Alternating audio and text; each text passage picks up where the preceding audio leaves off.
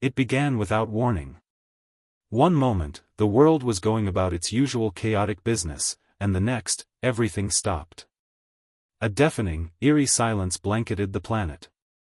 Thousands of people, across different time zones, cultures, and continents, paused, their routines interrupted by something that could not be explained. It was as if the very fabric of reality had trembled, an invisible ripple passing through everything. High above Earth, a massive shape hung motionless in the sky. It wasn't a satellite. It wasn't a plane. It wasn't anything humans had ever seen before. The ship, if that's what it was, loomed in the upper atmosphere, casting an unnatural shadow over the planet. For those few who happened to look up, the sight was beyond comprehension. The ship gleamed like liquid metal, reflecting the sun's rays in a way that made it appear almost alive, shifting and undulating with every passing second. The first to notice were the astronomers. At first, they thought it was a glitch, a misread scan of some obscure celestial body. But then, the numbers didn't add up. The position of the object was impossible. It shouldn't be there. And it wasn't moving. Not even a fraction. It didn't make sense. A few moments later, the news networks reported the sighting, but by then, it was too late for many to comprehend what was truly happening. Ladies and gentlemen, we are live, and we have just received reports of an unknown object hovering above the Earth's atmosphere. There is no word yet on what this could mean, but experts are calling it an unprecedented event, the news anchor said, her voice trembling as the broadcast flickered for a moment, showing the object from several different angles. As the world's population watched in awe and fear, the silence stretched on. There was no sound. No hum, no vibration, not even a single shift in the air. It was as though time itself had slowed down, or perhaps, paused altogether. In a small research facility in the Arizona desert, Dr. Evelyn Harris, an astrobiologist, stared at her monitors with widening eyes. She wasn't just observing the object, she was decoding it. Her fingers hovered over her keyboard, trying to make sense of the data pouring in. The signal, the one that had begun streaming through every satellite dish in the area, was unlike anything she had ever seen. It wasn't just a broadcast. It wasn't just radio waves. It was something far more complex. She could sense it in her gut. It was a message. A message meant for someone, or something. But who? She turned quickly to her colleague, Dr. Noah Green, who had been working alongside her for years on extraterrestrial communication projects. His face was pale, his eyes wide in disbelief. This can't be real, he muttered, the words barely escaping his lips. His hand shook as he pointed to the monitor. Evelyn studied the data, her mind racing. The signal wasn't random. It wasn't just noise in the frequency. It had a clear, defined pattern, one that seemed almost deliberate. She typed furiously, attempting to isolate the source, but every time she thought she had pinpointed it, the signal seemed to shift, like it was intentionally playing with her. Finally, she noticed something so simple yet so staggering. The signal wasn't just coming from space. It was coming from the surface of the Earth. Her breath caught in her throat. What does that mean? Noah asked, his voice barely above a whisper. He didn't need to ask. He already knew. Before Evelyn could answer, the monitors flickered, and a loud chime echoed throughout the room. The signal was changing again, more rapidly this time, morphing into a string of numbers, then letters, then strange symbols. The symbols were familiar, but at the same time, they were utterly alien. She felt a shiver crawl down her spine. This was no accidental broadcast. It was someone, was trying to communicate. Get the government on the line, Evelyn ordered. Now. Across the globe, the event had become an undeniable reality. Governments scrambled to respond, emergency protocols were activated, and global defense systems went into high alert. But as the world's leaders convened to determine the next steps, a terrifying realization dawned upon them. It wasn't just a sighting. It wasn't just a signal. The object in the sky was watching. It was watching humanity. In London, an emergency session of the United Nations was convened. The room was filled with the world's most powerful individuals, presidents, prime ministers, generals, but even they couldn't hide their uncertainty. The news was growing grimmer by the hour. No one knew how to proceed. It was clear this was no ordinary event, and the tension was palpable. Should we initiate the global communication protocol? One of the generals asked, his voice betraying a hint of fear. A woman standing at the back of the room spoke up, her face stone cold. We don't have a choice. Whatever this is, it's happening. We need to respond, she said, her eyes locked on the map of the world displayed in front of them, showing the exact coordinates of the hovering ship. As the discussion continued, a young communications officer, barely 24 years old, stepped forward with a trembling hand, clutching a small device. Sirs, ma'am, we've intercepted a new transmission. This one is different. Every head in the room turned toward her. She pressed a button, and a deep, resonant hum filled the room. Then, the message. It was in a language no one recognized, yet somehow, they understood it. Every word, every symbol, every tone resonated deep within their bones. The message was simple. We are not here to invade. We are here to observe. Back in the desert lab, Evelyn and Noah were working non-stop, trying to make sense of everything. They had just received confirmation from the government that the signal was legitimate. The object in the sky was real. The transmission from the aliens was real. We are not here to invade, Evelyn repeated, her voice tight. What does that mean? Noah glanced at her, his face pale. It means they've been watching us. But why? What do they want? Evelyn felt a sudden weight in her chest. She couldn't shake the feeling that something bigger was happening. Something they weren't ready for. But before she could process her thoughts, another message came through. It was a direct feed this time, bypassing all regular channels. It was crystal clear. We know you are not prepared for what is coming. But you will be. As the hours dragged on, the world's governments began to prepare for the inevitable. They tried to remain calm, to reassure their citizens, but there was no mistaking the fear in their eyes. They weren't prepared for this. No one was. The world had never been tested like this before. Meanwhile, in the background of the chaos, a small team of scientists, including Evelyn and Noah, were beginning to uncover something far more terrifying than anyone had realized. The signals, the ship, the message, it was all part of a larger plan. A plan that would change humanity's understanding of its place in the universe forever. But one question remained. Why had they chosen now? Why had they chosen Earth? The world had barely caught its breath when the next phase of the alien encounter began. The initial panic that had seized the Earth's population was now giving way to confusion, fear, and a dangerous curiosity.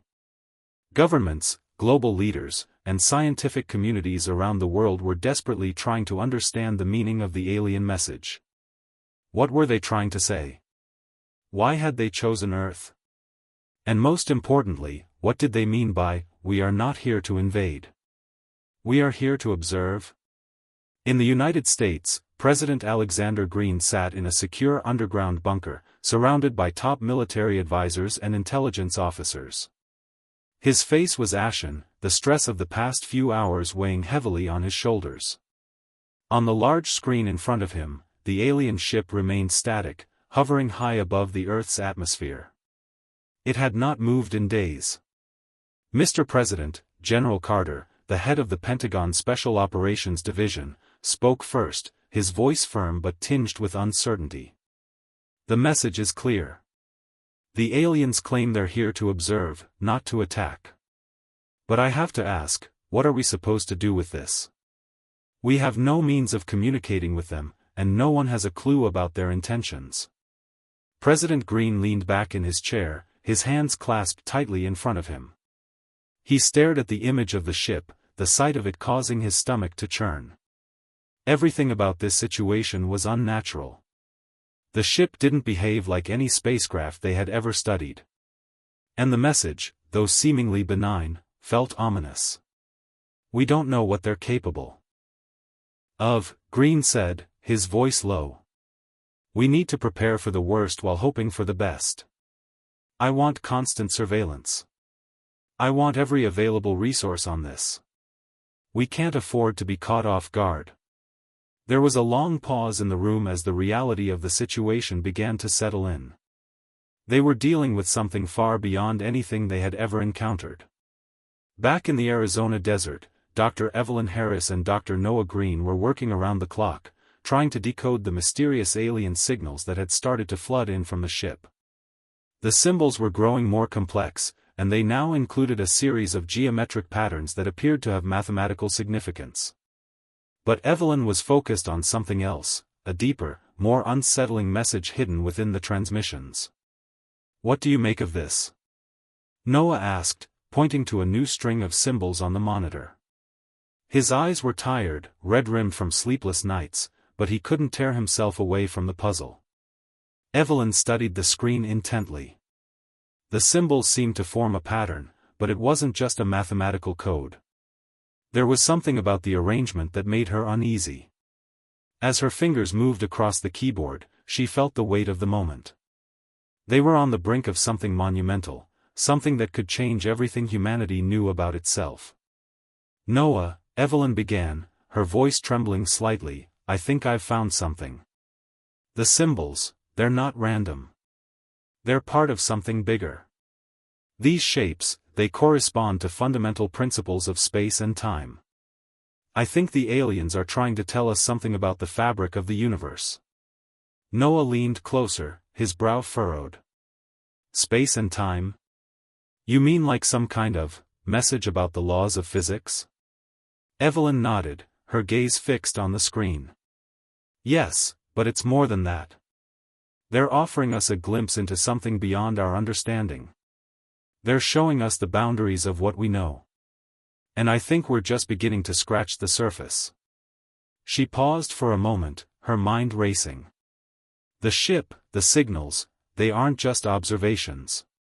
They're instructions. The aliens aren't just watching us. They're preparing us for something. Elsewhere, in a remote government facility in Washington, a team of top-secret intelligence agents was scrambling to put together the pieces of the puzzle. While world leaders debated how to approach the situation diplomatically, the military was focused on gathering intel, testing every possibility, and preparing for all scenarios. Agent Sarah Williams, a highly skilled cryptographer, sat in a dimly lit room, headphones on, scanning through the intercepted alien transmissions. Her fingers moved quickly over the console, her eyes scanning the waveform patterns on the screen. She had been working non-stop for the past 48 hours, and exhaustion was starting to take its toll. But then, something changed. One of the signals she had been monitoring shifted unexpectedly. It wasn't just a transmission. It was a pulse. A powerful, rhythmic pulse that reverberated through the entire facility. "Wait," she muttered under her breath, her heart racing. It's a code." She quickly jotted down the sequence of pulses, and her mind began to piece together the pattern. It was unmistakable. The pulse was a form of communication, a series of binary instructions hidden within the rhythmic beats. Agent Williams activated a secure line to her superior. "Director, I think we've got something here. I need you to look at this." Back in the desert lab, Evelyn and Noah were still absorbed in the alien signals when another unexpected transmission came through. This one was different. It wasn't the geometric symbols or the mathematical codes they had been decoding for days. It was a voice. The voice was deep, resonant, and calm, speaking in a language that no human could understand. Yet, just like the previous signals, it felt familiar, as though it was meant to be understood. Evelyn's heart pounded as she hit the record button.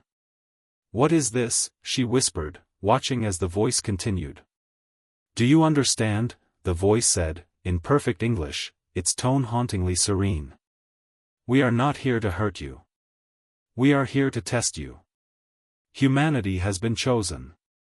Chosen for a task beyond your comprehension." Noah's eyes widened in shock. Did it just speak in English? Evelyn's mind was racing. It was impossible. How could it have known their language? Had it been watching them all this time? Was the ship linked to Earth in ways they didn't understand? "Why us?" Evelyn asked, her voice barely above a whisper. "Why humanity?" The voice did not answer immediately. Instead, the transmission was replaced by a static-filled image of a vast, alien city, gleaming towers that stretched impossibly high into a dark, swirling sky. Strange, bioluminescent creatures moved through the streets, their forms fluid and ever-changing. The city seemed to pulse with energy, as though it were alive. "We are the first," the voice continued. "But you will be the last. You will be the final test." Evelyn's hands shook as she turned to Noah, her face pale. "Noah, what does this mean? What are they preparing us for?" Back in Washington, the director of the intelligence agency, a man named Gregory Anderson, watched in horror as Agent Williams decrypted the pulse code. It was a message, one that sent a chill down his spine. "We have identified the pulse," Agent Williams said, her voice tight. "It's a set of coordinates. They're coming. They're coming to Earth." Anderson's breath caught in his throat. "When?" "Soon," Williams replied, her voice shaking. "They've been here longer than we thought. They've already mapped the entire planet. They're preparing to make contact. But not in the way we expect." As the days passed, the world continued to hold its breath. Governments tried to prepare for the arrival of the aliens, but they had no idea what awaited them. The messages, the signals, the strange, eerie sense of impending doom, it was all building towards something inevitable. The alien ship, silent and immobile, watched from above. And humanity, unaware of what was truly at stake, was slowly being drawn into something far beyond their comprehension. In Arizona, Evelyn and Noah were no closer to understanding the alien messages. They had decoded more symbols, learned more about the ship, but the deeper they delved, the more terrifying the truth became. This wasn't just an observation. This was a test. A test designed to determine whether humanity could survive what was coming. But what was coming?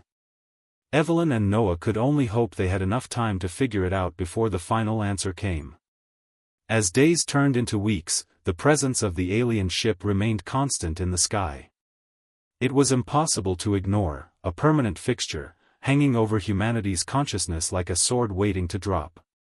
No one knew exactly what the aliens wanted or when they would make their next move, but the constant pressure was enough to turn entire nations into a state of high alert. The fear, confusion, and curiosity were mounting with every passing moment. Humanity was standing at the edge of the unknown, unsure whether it would leap forward into a new era of enlightenment or be swallowed whole by an overwhelming force. In Washington, D.C., President Alexander Green continued to face mounting pressure from every direction. Military forces were on edge, ready for any sign of aggression. The global political atmosphere was strained, with world leaders walking a fine line between diplomacy and preparedness. No one had answers. Only questions. The most persistent of them all was, why are they here?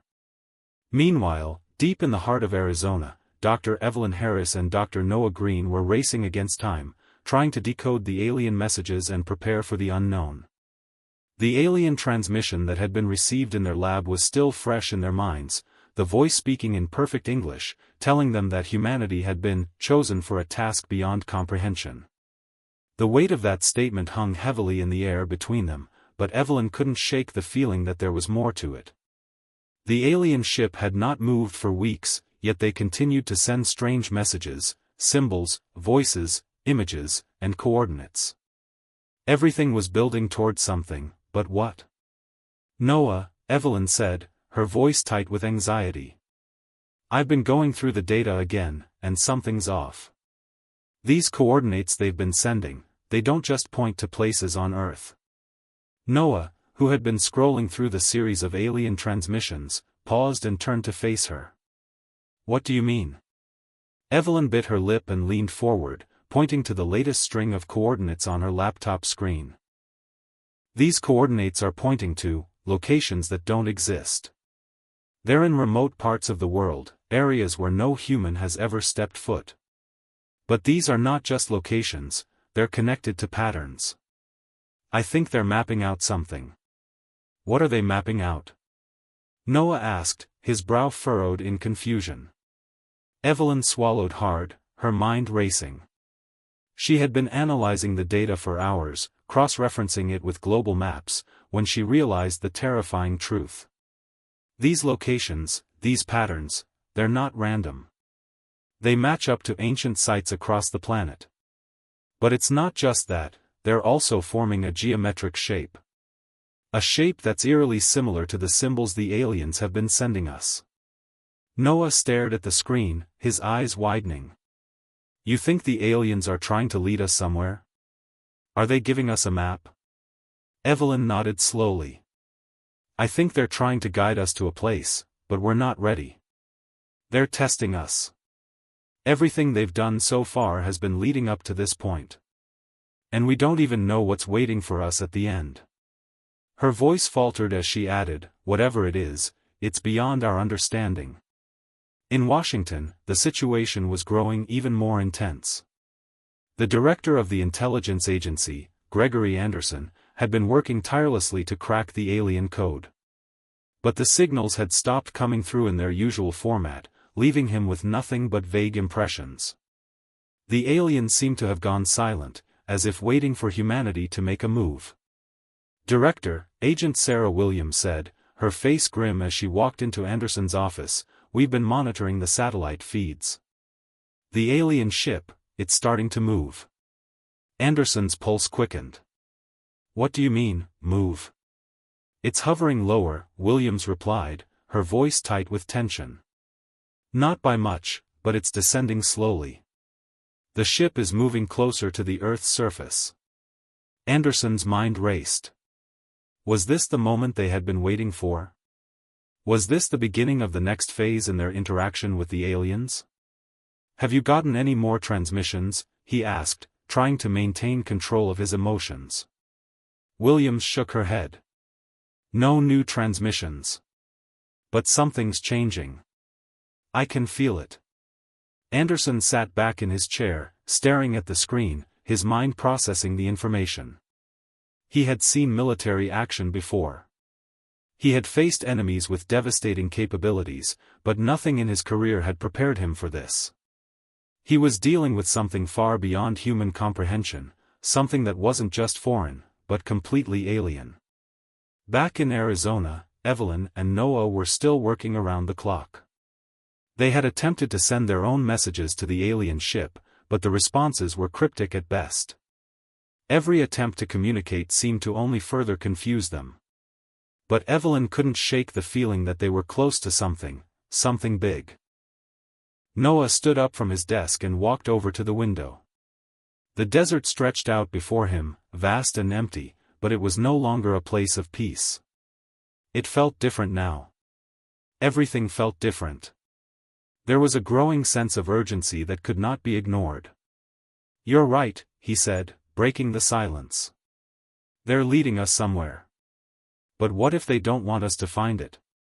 What if the test isn't about us being ready, it's about us proving we're worthy? Evelyn turned to face him. What do you mean? Noah's gaze was fixed on the horizon, his expression distant. Maybe they're waiting for us to make the first move. What if this is about humanity's ability to act, our ability to decide what kind of species we are? Evelyn was silent for a moment, considering his words. It made sense, in a way. The aliens hadn't shown aggression, but they hadn't shown kindness either. They had shown power, and now they were showing patience. They were watching, waiting for humanity to decide whether they were worthy of what came next. We need to figure this out, Evelyn said, determination in her voice. Whatever it is, we have to be ready. As the days wore on, the alien ship's descent continued. It was still high above the Earth, but its proximity was growing. The world watched in anxious anticipation, unsure of what would come next.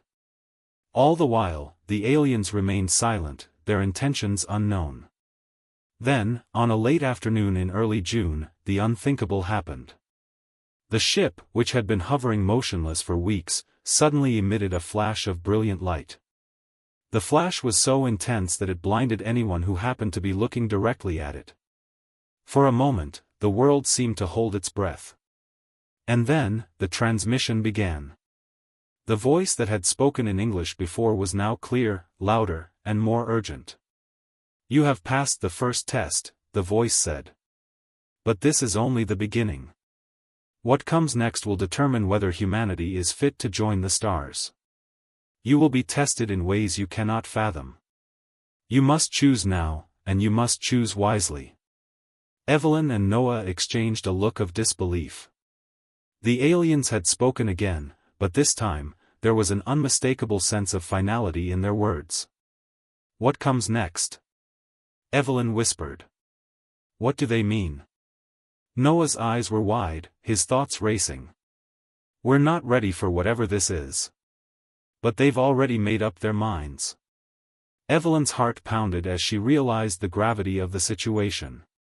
The aliens weren't just observing. They weren't just testing. They were judging. And now, humanity had to prove that it was worthy. The entire world watched in stunned silence as the alien transmission played over screens, broadcasted live in every corner of the globe. The message was chilling in its simplicity. "You have passed the first test, but this is only the beginning. What comes next will determine whether humanity is fit to join the stars." As the words echoed through the airwaves, a sense of foreboding gripped every heart on Earth. It was no longer just a matter of exploration or survival. The stakes were now higher than ever before. Humanity was being judged, and the weight of that judgment seemed impossible to comprehend. Would they rise to the challenge? Or would they fail before even taking the first step? In Washington, D.C., President Alexander Green paced back and forth in his office. It had been hours since the alien transmission ended, but he could still feel the words reverberating through his chest. The entire world had seen the broadcast, and now every nation was waiting for a response. What could he say? What could he do to prepare humanity for whatever came next? The pressure was mounting. As the leader of the most powerful nation on Earth, Green had been thrust into the spotlight. Every decision he made now carried unimaginable weight. The military was on high alert, every scientist was scrambling to decode the alien signals, and world leaders were sending urgent messages to one another in an attempt to coordinate a unified response. But what were they responding to? The aliens had given them nothing concrete. Just a vague message. A warning. A challenge. And yet, Green knew that time was running out. The aliens were watching, waiting for humanity's next move. He stopped pacing and looked out of the window. The vast expanse of the city stretched out before him, but in his mind, the alien ship loomed overhead, its silent presence an ever-present reminder of what was at stake. The future of mankind was teetering on a precipice, and no one had any idea what the next test would entail.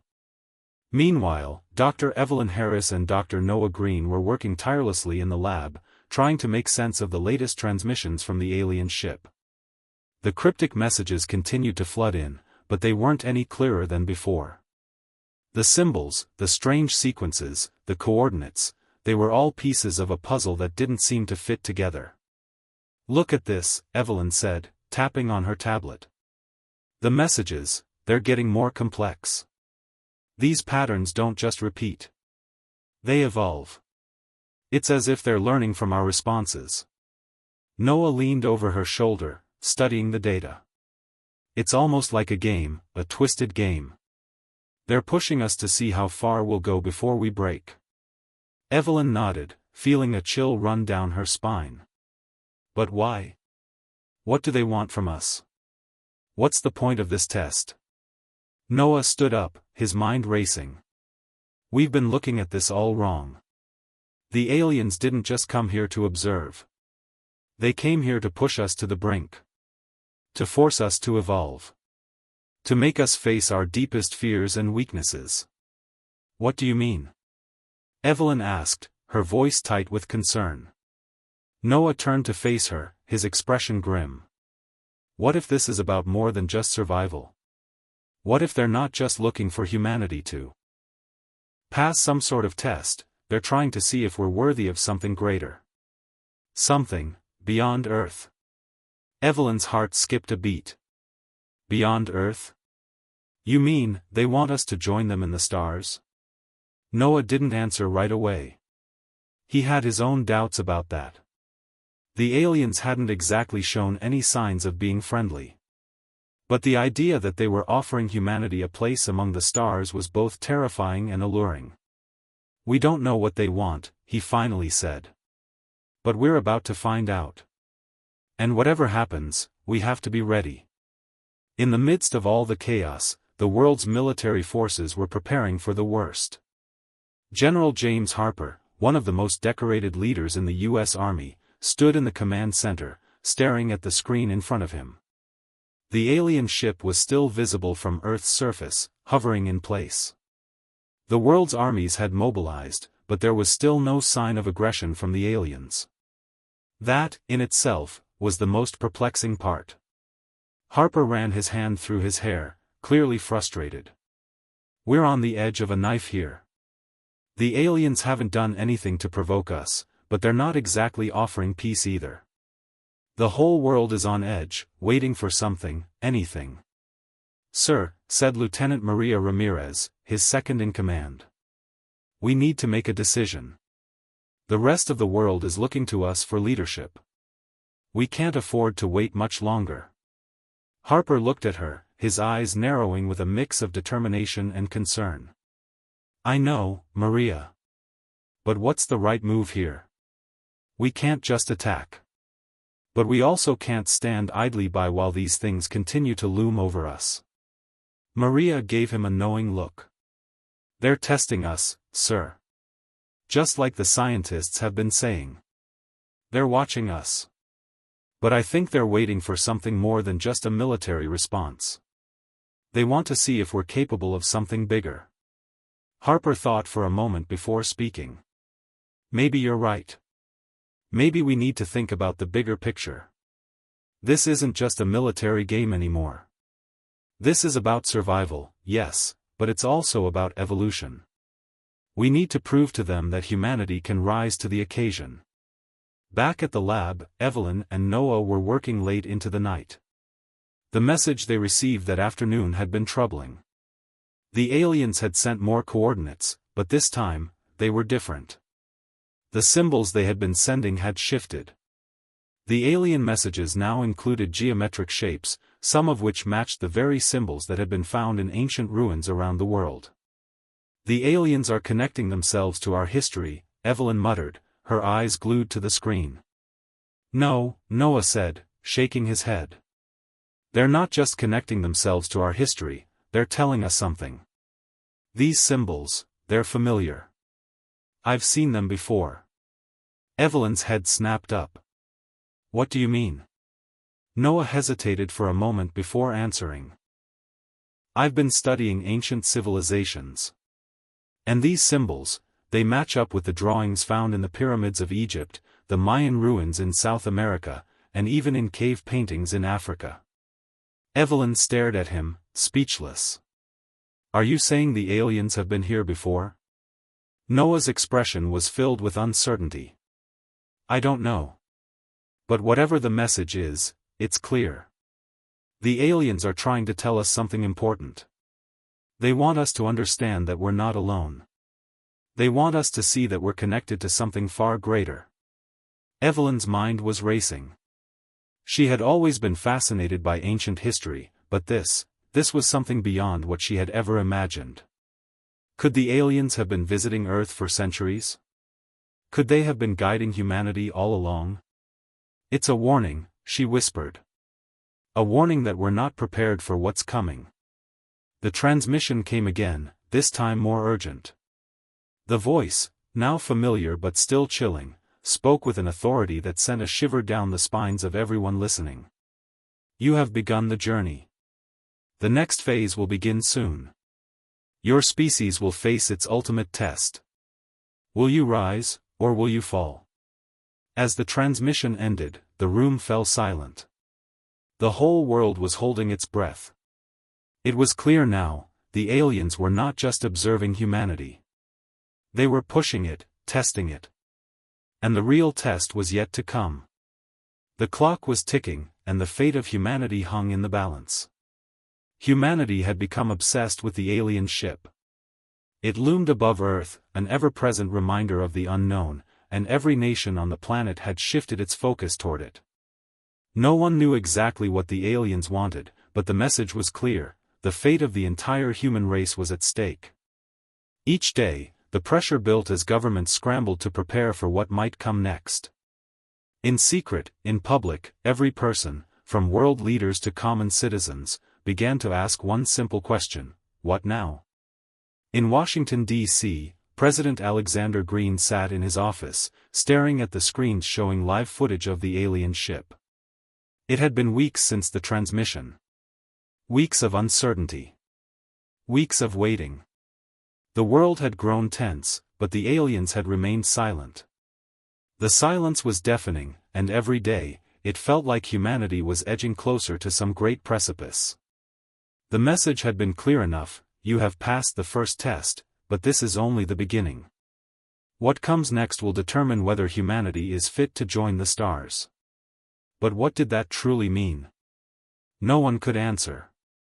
The alien technology was far beyond anything humanity had ever seen, and yet, they had chosen to speak with riddles and enigmatic symbols rather than direct communication. The world's governments were in chaos, unsure of how to proceed. Military forces stood at the ready, but their commanders were unsure of what they were defending against.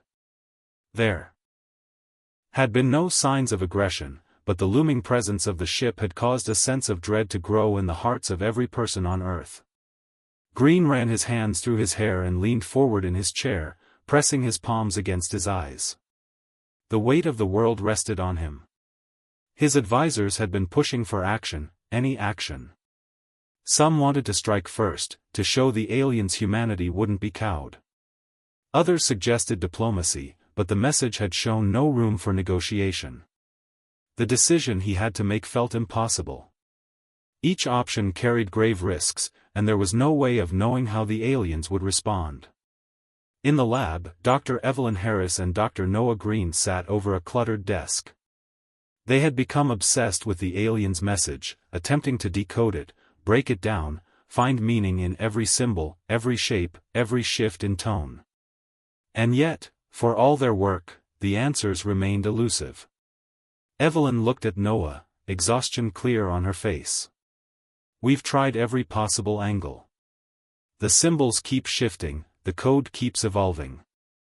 It's like they're testing us again, seeing how we adapt. Noah ran a hand through his hair, staring at the wall of symbols and equations in front of them. What if we're looking at this the wrong way? What if the message isn't just about decoding these symbols, but about understanding the pattern itself? Evelyn blinked, then nodded slowly. A pattern.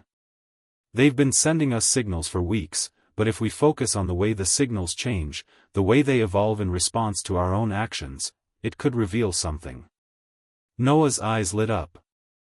Exactly. They're watching us. They want to see how we react. It's like a test of our intelligence, our creativity. The messages aren't meant to be solved, they're meant to push us. The two scientists exchanged a look, the weight of their discovery pressing heavily on them. But what are we being pushed toward? Evelyn whispered, as if afraid to speak the question aloud. Noah turned to face her, his expression grim. I don't know. But I think we're on the verge of something massive. If we're right, if we understand their game, then maybe we can turn this whole thing around. We need to find a way to connect, to meet them on their level. Meanwhile, across the world, General James Harper had been preparing his forces. Despite the absence of direct aggression from the aliens, Harper's military instincts told him one thing: prepare for everything.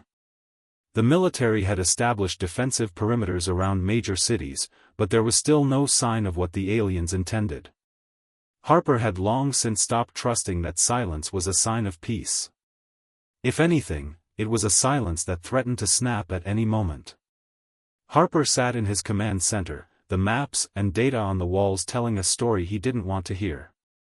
The longer the aliens remained quiet, the more dangerous the situation became. They hadn't made a move yet. But there were always whispers, rumors of strange occurrences in the cities closest to the alien ship. Some believed the aliens were conducting experiments on the planet, testing humanity in ways they couldn't yet understand. Others thought that the ship itself was a ticking time bomb, waiting to unleash a catastrophic event. "We're running out of time, sir," Lieutenant Maria Ramirez said, breaking through Harper's thoughts. "The public is getting restless. Every day, the pressure grows." "I know, Maria," Harper replied, his voice tight with frustration. "But we can't afford to act rashly. One wrong move, and we could trigger something we can't control." Maria hesitated, then asked, "Do you think they're waiting for something? For us to make the first move?" Harper didn't answer right away. It was a question that had been gnawing at him, the idea that the aliens were playing a game. A dangerous game. But the more he thought about it, the more he realized that he couldn't sit idly by. He had to prepare for the worst. "We have to be ready for anything," he finally said. "Whatever happens next, we need to act as one. No more hesitation." Back at the lab, Dr. Harris and Dr. Green had made a breakthrough. The symbols had finally clicked into place. After days of relentless work, they had found the key to the alien communication, a sequence of mathematical equations that appeared to hold the answers. But what the equations revealed sent a shockwave through both of them. It was a concept so vast, so incomprehensible, that it left them breathless. "Noah, look at this," Evelyn said, her voice trembling. "These equations, they show us how the alien ship is powered. How it manipulates energy. It's like they've discovered a way to tap into the fabric of space itself. A technology that could change everything." Noah's mind raced as he studied the equations. The implications were staggering. This is it. This is what they've been preparing us for. If we can reverse engineer this, we could leap ahead in technology by centuries. But, how? Evelyn bit her lip. "There's more. The equations aren't just about energy. They're about time. The ship is manipulating time itself." Noah's heart skipped a beat. "You mean, it can alter time?" "Not just alter it," Evelyn corrected. "It can bend it, twist it, even travel through it. This ship, it's not just a machine. It's a doorway. A gateway to the future, or perhaps the past." The room fell silent. The magnitude of their discovery was overwhelming. Could the aliens be offering humanity something beyond what they could ever dream of? Or was this all part of a larger, darker plan? Meanwhile, the alien ship above Earth began to change. The once static vessel, hovering ominously in the sky, began to pulse with light. A series of beams shot out from the ship, casting strange, shifting shadows over the Earth's surface. And then, in an instant, the ship began to descend, its movements slow but deliberate. Every nation on Earth held its breath. Was this the start of an invasion? Or was it something else entirely? Back in Washington, D.C., President Green made his decision. It was time to act. The world could not sit idly by while the alien ship approached. The aliens had set the terms of the game, and now humanity had no choice but to play. The question was no longer whether humanity could survive. The question was whether humanity could rise to the challenge. The transmission came through, crackling with static. The voice was colder than before, more urgent. We have observed your progress. You have answered our challenges. But the time for tests is over. You will now face your true reckoning. The world had never felt so still. The alien ship, once a distant, looming presence in the sky, was now descending toward Earth. Its vast, incomprehensible shape darkened the skies, casting long shadows over cities, towns, and empty plains alike. The sun seemed to disappear under its massive bulk, and the air grew tense as people waited for the inevitable. In Washington, D.C., President Alexander Green stood before the nation. His face, pale with the weight of what was happening, stared into the cameras. The pressure of the past weeks, of the endless unknowns, had taken its toll. He could feel the eyes of the world on him as he prepared to speak. The fate of humanity rested in his hands, and he had no answers. No guidance. The moment had come. The voice in his earpiece was cold, clipped. Mr. President, the aliens are almost within striking distance. The world is on edge. Green nodded slowly, his thoughts a tangled mess. He had no choice now.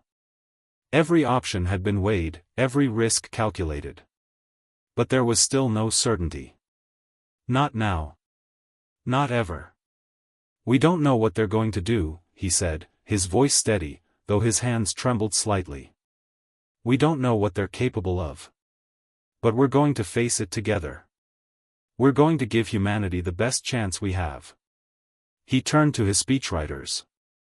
Prepare the message. I'm going live in 5 minutes. The world waited in breathless silence, the broadcast prepared to air across the globe. What President Green had to say would set the course for the future, one way or another. Across the globe, in the heart of Europe, Dr. Evelyn Harris and Dr. Noah Green were racing against time. The alien ship was now so close they could see its intricate structure. Through their instruments, they studied every movement, every signal, every change. The message from the aliens had grown clearer, but it still raised more questions than answers. What had once seemed like a simple riddle had now evolved into something far more complex. The ship wasn't just a weapon or a vehicle, it was something more. It was alive. Or at least, it responded to the environment as though it were. Evelyn's hands shook as she held up a series of new data points. Noah, we're missing something. We're not just facing an alien species. We're facing an intelligence we can barely begin to comprehend. Noah paced, his mind racing. They're testing us.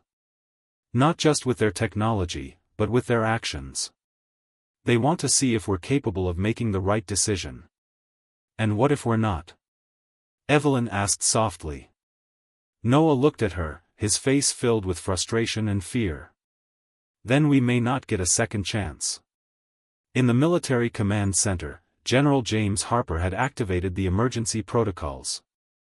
His orders had been clear: prepare for the worst. The alien ship's arrival was imminent, and the time for waiting had long passed. The world's governments were in a state of high alert. Military forces around the globe were mobilizing, positioning their best assets in case of an attack. But as Harper stared at the monitors in front of him, he couldn't shake the feeling that all their efforts might be for nothing. The alien ship hadn't fired a single shot, hadn't shown any sign of aggression. Yet, the presence of the vessel had pushed humanity to the brink. Harper turned to his aide. Have we heard from Washington yet? The aide shook his head. No, sir. Not yet. They're preparing a broadcast. Harper sighed deeply. The clock was ticking. The aliens were coming closer, and the world was bracing itself for the unknown. There were those who believed this was the beginning of the end, that the aliens had come to wipe them out. But Harper knew better. If the aliens had wanted to destroy humanity, they would have done so already. No, they were waiting for something. Waiting for humanity to decide. And the world was going to have to make a choice soon. Back in the heart of the alien ship, hidden from view by its impenetrable outer shell, the true nature of the ship's purpose began to unfold. The ship wasn't simply a vessel of war, it was a test, a trial, a challenge. Humanity had been chosen, not because the aliens had already decided what would happen, but because they wanted to see how humanity would react. They were waiting for the human race to prove that it had learned, that it had evolved beyond its past mistakes. The ship wasn't just observing Earth, it was testing the very core of humanity itself. The aliens knew of humanity's capacity for destruction, but they also knew of its capacity for growth. They had seen both sides of the coin. And now they waited to see which side would win out. The humans had two paths to choose from. They could give in to fear, let their impulses drive them toward aggression and violence, or they could rise to the challenge, show the alien race that humanity had learned from its history and was ready to be part of something greater. In Washington, President Green's live broadcast had begun. The cameras flashed to life, and the world watched as he stood in front of the presidential seal, his face somber. The speech he had written in the dead of night now seemed to carry the weight of the entire planet. "My fellow citizens of Earth," he began, his voice steady but emotional, "the alien ship above us has not attacked. It has not shown signs of aggression. But we cannot remain idle. The time has come for us to make a decision. We are at the crossroads of history, and what we choose today will determine our future." He paused, glancing at the monitors around him, feeling the heavy weight of their gaze. He continued, "We are not alone. We may never be alone again. The choice is ours. We can either fight, or we can seek understanding. We can react with fear, or we can rise above it." Green's words were clear, but they were also a warning. Humanity had spent centuries warring with itself, fighting for dominance, squandering opportunities for peace. This was the moment that would define whether humanity was ready to step into the greater universe, or whether it would stay stuck in the endless cycle of violence and fear. "We have no guarantees," Green said, looking directly into the camera, "but we do have one thing, our will. It is the one thing that has defined humanity since the beginning. And it will define us now." The broadcast ended. Silence hung in the air, thick and heavy. The world waited, and Green could feel the tension in every corner of the planet. In the lab, Dr. Harris had finally pieced together the last part of the puzzle.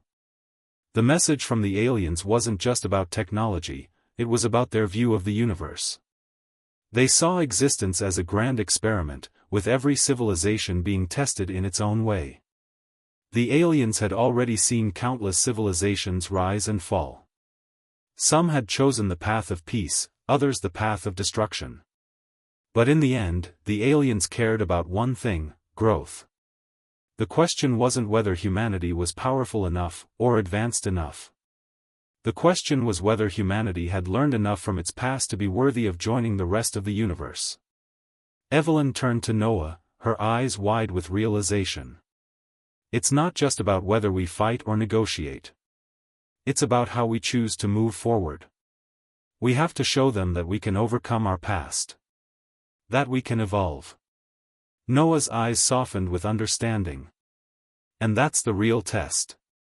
Back in the military command center, General Harper stood frozen. The moment had come.